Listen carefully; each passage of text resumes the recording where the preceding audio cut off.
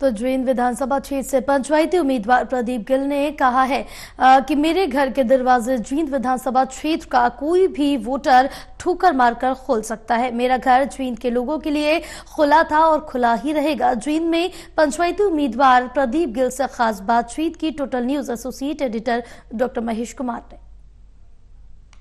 जींद विधानसभा क्षेत्र में पंचायती उम्मीदवार प्रदीप गिल ने अपने चुनावी अभियान को तूफानी रफ्तार दे रखी है और एक अलग ही रंग पूरे विधानसभा क्षेत्र में देखने को मिल रहा है। पंचायती उम्मीदवार प्रदीप गिल इस वक्त हमारे साथ बने हुए हैं। प्रदीप जी, अब मैं कह सकता हूं कि चुनाव अब अपने पूरे शबाब पर है, अब रंग निखरने लगा है, अब माहौल पूरी तरह पकने लगा है, बनने लगा है। देखिए, मैं उस घर में पैदा हुआ हूँ जहाँ पसीना बहाना हमारी आदत है।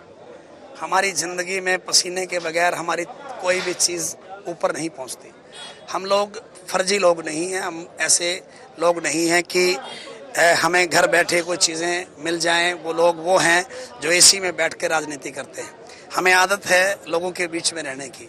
उसी आदत ने ये जो आज आप स्वभाव देख रहे हैं, आज आप जो लोगों का हुस्न देख रहे हैं, मेरे चाचे ताऊओं का और मेरे साथ भाइयों का खड़ा हुआ हाथ देख रहे हैं, ये 14 साल की वो बात है जब मैं इनके बीच में 36 बिरादरी के सुख दुख में रहा हूँ। ये उसका स्वभाव है। कांग्रेस पार्टी के लिए वोट राहुल गांधी मांग रहे हैं, भारतीय जनता पार्टी के लिए प्रधानमंत्री नरेंद्र मोदी मांग रहे हैं। पंचायती उम्मीदवार के लिए कितना मुश्किल आगे का डगर होता है और किस तरीके से आप ये जो तमाम इंतजामात है, तमाम जो लोगों का प्यार है, हासिल कर पा रहे हैं? वोट देता कौन है? वोट देता है नेता, अपनी बात रख के जाता है। वोट देता है वोटर। वोटर में कौन है? वोटर में वो हैं जो हमारे चाचे ताऊ हैं, वोटर में वो हैं जो हमारे भाई हैं, वोटर में वो हैं जो हमारे मेरे हम उम्र साथी हैं।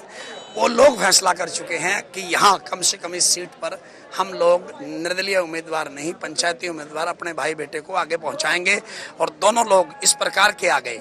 अगर लोग और कोई वर्कर आता तो शायद यहाँ प्रदीप गिल नहीं खड़ा होता, यहाँ वो भाई खड़ा होता और उसके बाजू में मैं खड़ा होता।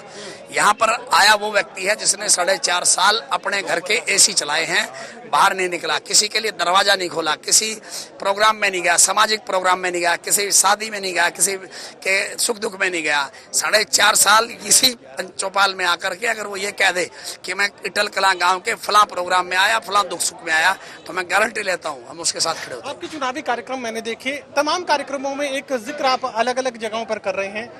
ये आपके दरवाजों का जिक्र इतना क्यों? दरवाजों का जिक्र ये है, ये वीआईपी कल्चर है। हम लोगों ने बहुत सारे लोगों को बनाया है। यहाँ वीआईपी कल्चर है। ये लोग जैसे जैसे आगे बढ़ते चले जाते हैं और जब इनको दाव लग जाता है तो ये दरवाजे अपने बंद रखते हैं और सिलेक्टेड लोगों से मिलते हैं। किसान मजदूर कमेरा इन्हें याद नहीं आता, जिसने वोट डाली वो याद नहीं आता, जिसने टैचियां दी वो याद आते हैं। वो फिर अंदर बैठ के फैसले करते हैं। फिर उसके लिए काम कैसे हो सकता है जो किसान है, उसके लिए काम कैसे होता है जो 600 रुपए की मजदूर करके शाम को आता है तो उसको रोटी का जुगाड़ नहीं होता। वो नौजवान याद नहीं आता जब वो झंडे उठा करके, जैसे मेरे सामने मोटरसाइकिल पे ये भाई चल रहे थे, इनके रोजगार के लिए अग्निवीर जैसी योजनाओं ने किस प्रकार तोड़ा है। 5 बजे मेरा नौजवान उठता था और हम रेस लगाते हुए देखते थे। आज सड़कें खाली है।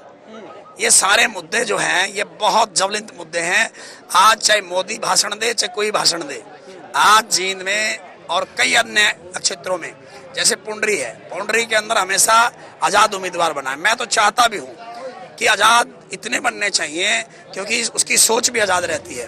पार्टी आइडियोलॉजी पे काम करना बड़ा मुश्किल हो जाता है कई बार कि पार्टी तो एक गाइडलाइन है कि इस बात पे ऐसे बोलना है, इस पे नहीं बोलना। हमारा मन कहाँ रहा? फिर हम कैसे अपनी आजाद बात को रख सकते हैं? तो मुझे लगता है कि आजाद उम्मीदवार बन करके मैं ज्यादा इनके पक्ष रख पाऊंगा, ज्यादा इनके लिए बात कर पाऊंगा। तो प्रदीप गिल ये कहने की कोशिश कर रहे हैं कि जनता की आवाज अगर उठानी है तो जनता के उम्मीदवार तो बनना ही पड़ेगा। तो ऐसे में किसी भी पार्टी की टिकट की जरूरत उन्हें नहीं है, जनता का भरपूर आशीर्वाद उन्हें हासिल हो रहा है। सहयोगी कमल के साथ doctor Mahesh Kumar, total news, जी।